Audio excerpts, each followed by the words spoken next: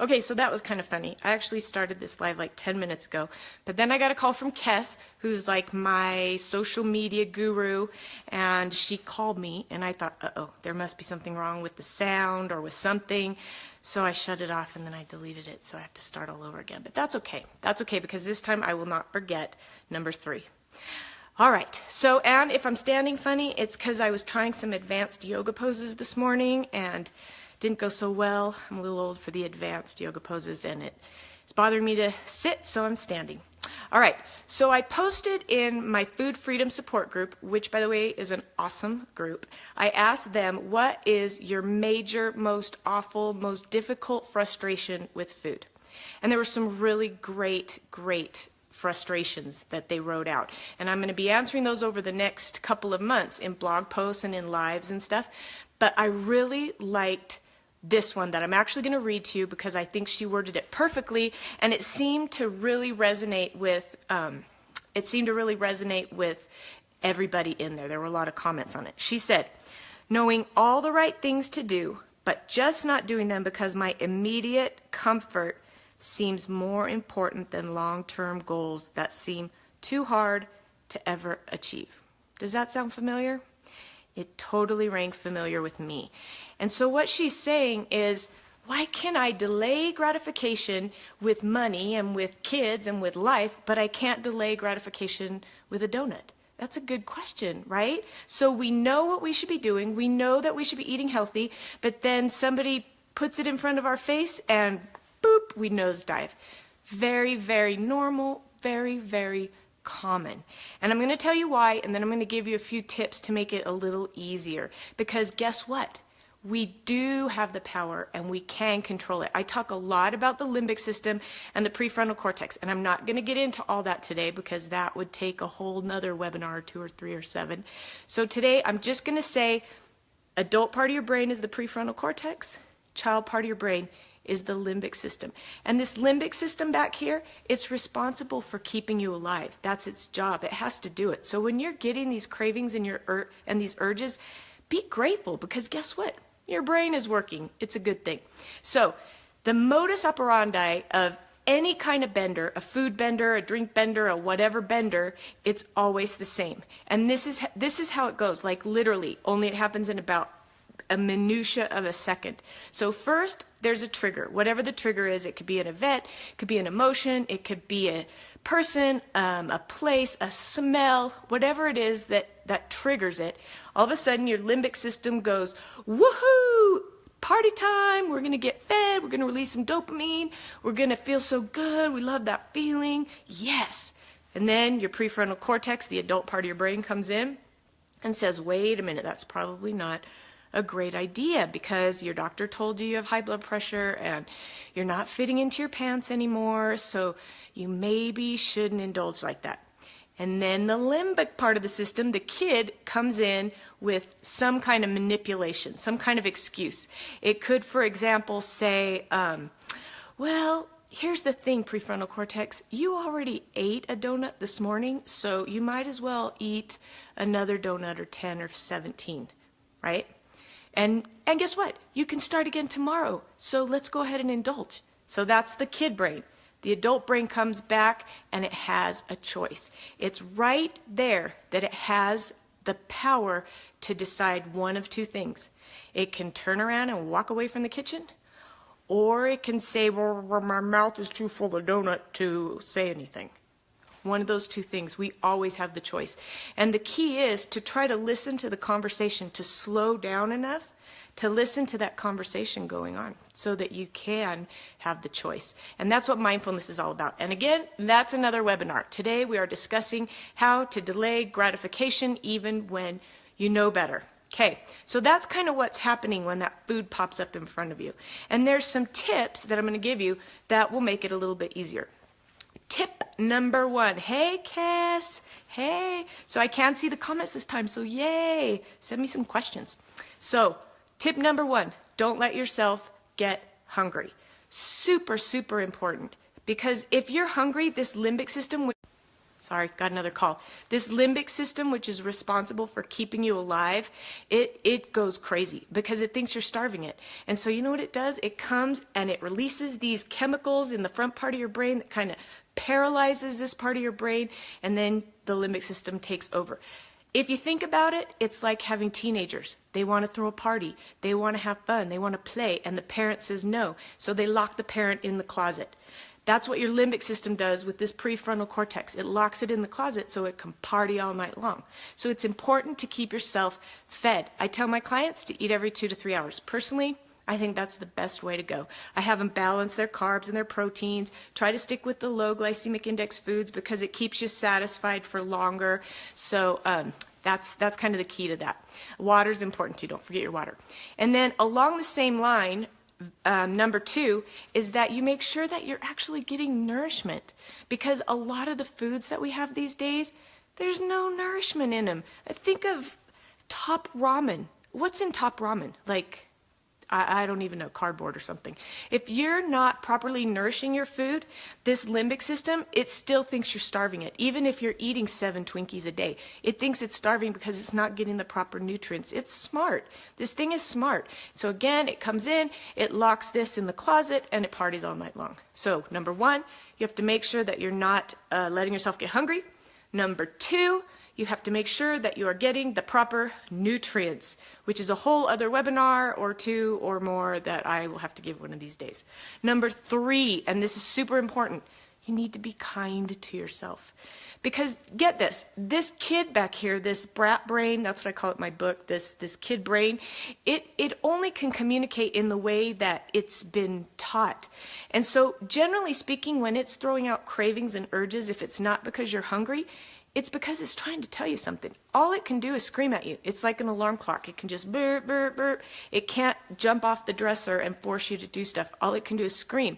Generally speaking, it's trying to tell you something. So if it's not telling you you're hungry, it could be telling you that you're tired, could be telling you that you're overstimulated, you're overworked, you need some rest. Whatever it is, you need to stop long enough to listen and try to figure out what that thing is really trying to tell you. So if you can reduce your stress level, if you can make sure that you're getting enough sleep, if you can be kind to yourself, it's going to reduce those cravings significantly. Not that they're not going to come, they might still come, but if you're practicing number 1 and 2 and 3 together, and you learn this mindfulness stuff, you try to listen to those 2 voices, you're going to be in really good shape. And we're not going to be perfect. None of us are going to be perfect. Okay, this is totally off track, but I'm going to say it anyways. Hey, Megan. Oh, how do you help your teenager from overeating? You can lock them in the closet, Kes. That's what I did. You know, one time I duct taped my boys together because they were fighting, and I made them sing Love at Home. That was fun.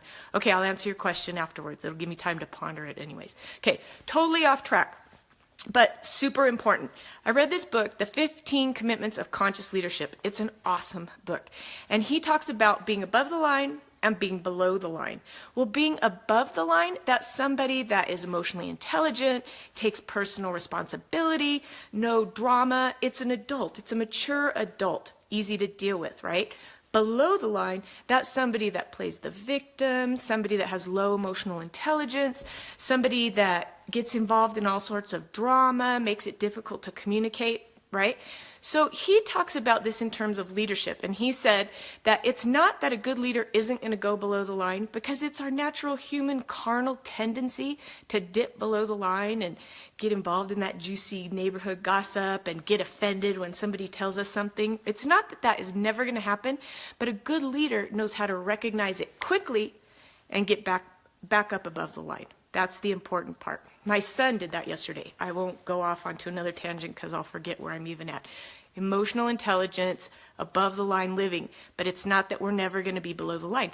And it's the same thing physically. Below the line is stuff in our face with the donuts. It's not that we're never going to go there, because we're human, we're natural, we have to eat, and the food tastes yummy. So it's not that we're never going to dip below the line. It's that a healthy person can learn to recognize when they're below the line and quickly make the shift, right? So none of this, I'll start while to figure that out. I remember when I started to be able to make the shift above the line the next day. So I would still binge throughout the day, and I'd say, all right, I'm going to start the next day. Whereas before, I was saying I was going to start the next week. So I did that, and then after a while, I kept trying to build up my willpower, and that's a whole nother webinar too. But after a while, I could have like a cookie or something and not go off the deep end because I could recognize it quickly and shift back above the line. Now I have no idea where I was, so let's review the 3 things that are going to make saying no easier. Number 1, don't let yourself get hungry. Number 2, make sure that the food you are eating actually has nutrients in it. Number 3, be kind to yourself. Reduce your stress, make sure you're getting enough sleep, yada, yada, yada.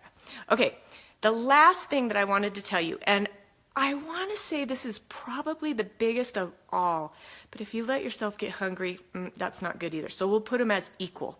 Here it is. If you guys have ever heard Simon Sinek, I think is his name, Simon Sinek's TED Talk on the importance of the why, it's awesome. Go watch it. One of the things that he talks about is this guy named Stanley Pierpont Langley. And Stanley Pierpont Langley was this Harvard professor. He was like the secretary of the Smithsonian, super smart, super powerful. The government gave him a $50,000 bond to go invent this new flying machine. That was kind of the rave back then. It was sort of like, how did he put it? He said it was like the Silicon Valley of the time, like everybody was trying to do it. And so the government, the War Department, gave him $50,000 to go invent this flying machine. So he hired all of the best minds, the smart, educated academics to help him do this. And even the New York Times followed him around everywhere. Everybody, he was like the popular one. Everyone was cheering him on. Come on, Stanley, build the airplane. Well, then comes in the Wright brothers, Wilbur and Orville from Dayton, Ohio. They had no college education. As a matter of fact, I was reading up on them this morning. They didn't even have high school diplomas. One of them, Wilbur, I think, he dropped out of school when he was a junior. Nobody on their team had college educations either. They were not known. They had no New York Times following them around. They didn't even have any money. They didn't have any grants from the government. They just used whatever they could pull out of their little bike shop to help fund it. Well, we know the ending to the story, right? We have no idea who Stanley Pierpont Langley is, but we do know the Wright brothers because they were the first ones to invent the airplane. So what was the difference? What was the difference between Stanley Pierpont Langley and the Wright brothers? It's all about the why. The Wright brothers, they were working for a cause, for a purpose. They were working blood, sweat, tears, everything. Stanley, on the other hand, he was working for money. Money is not a good motivator. I had to learn that the hard way when I entered into a little bet with my kids and a couple of friends, and we each pitched in $100 to see who could stay on a diet long enough, and I think I lasted 1 day because money is not a good motivator. You have to have a good why. It is so, so, so important. I have one client.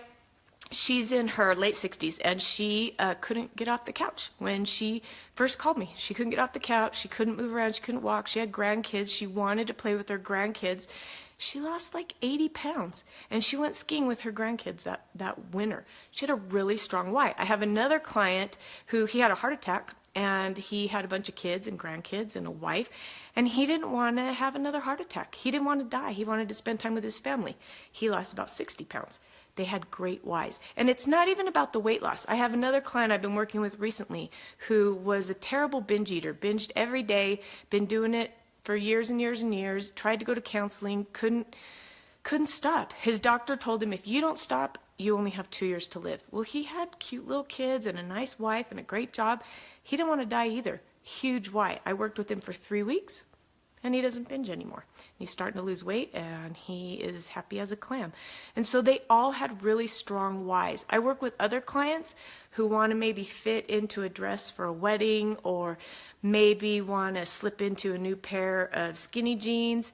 Those aren't very strong whys, and it might get them to the goal, but they're going to be hard-pressed to keep that weight off. or keep eating healthy for that matter, because they don't have a why that takes them beyond. You need a cause, you need a purpose. We all need a purpose, right? For this reason, I have created a freebie for all of you that I hope you love as much as I loved filling it out. And I'll post the link to grab it at the bottom of the live. It's somewhere on my website with a funky / something after it. So I'll post that so you can have that.